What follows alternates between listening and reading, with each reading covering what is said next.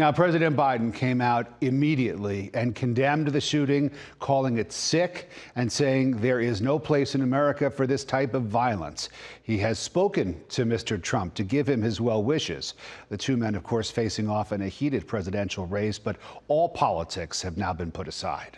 The idea that there's political violence or violence in America like this is just unheard of. It's just not appropriate. And everybody must condemn it. President Biden was speaking from his home in Delaware, where he had planned to spend the weekend. He has since come back to Washington in light of the terrible events.